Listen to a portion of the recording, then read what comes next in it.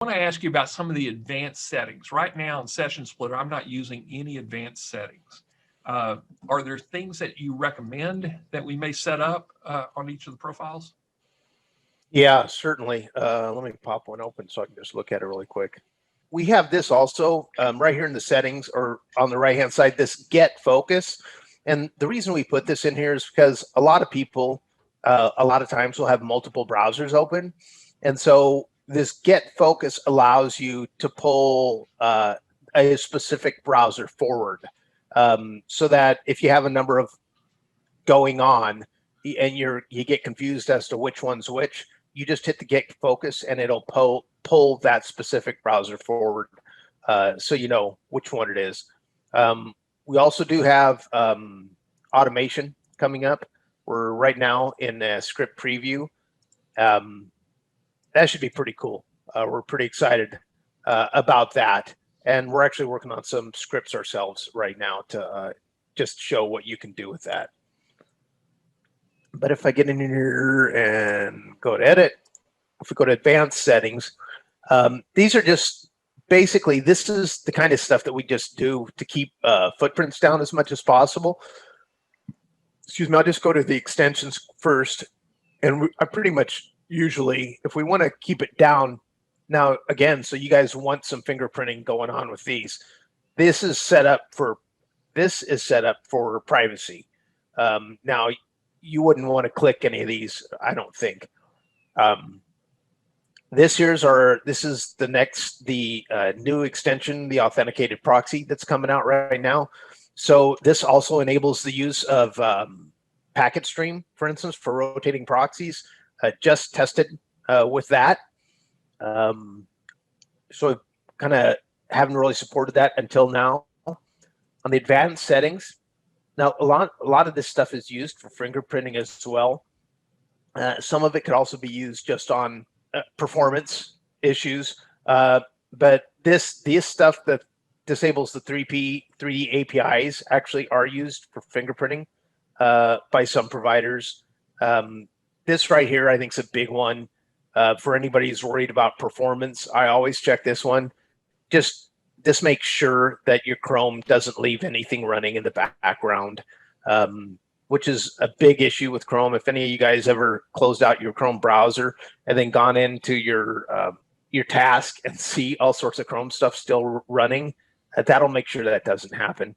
And also, you want to do this because you want to make sure you don't get a number of Chrome instances going and potentially infecting one another, so to speak. So you want to make sure this always stops. The GPU acceleration also is a fingerprinting issue that some people use.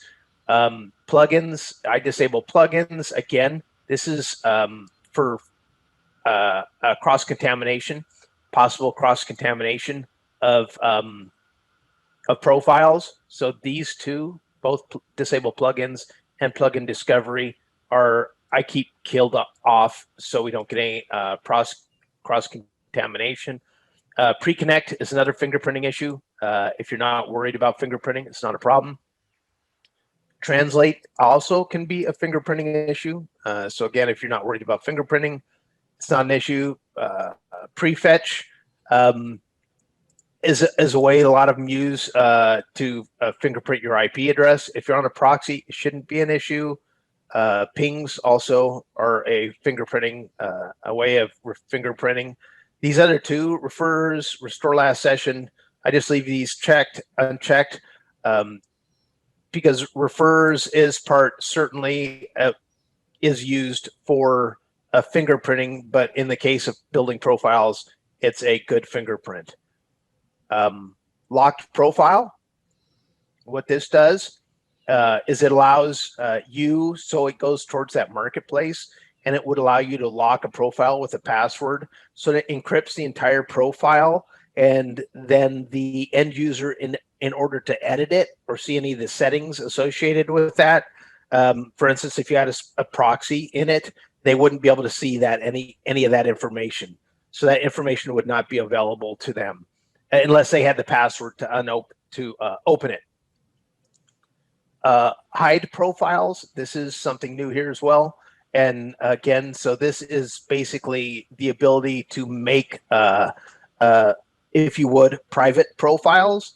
And so it had, in mind of, because we know there's people out there who might share like the same VPS with their a VA or something like that. So it allows the owner to actually create a profile. For instance, like if you want a banking profile, but you didn't want your VA to see it, you could actually click hide profile and then protect it with a password, and the VA would never even see it in your list of profiles.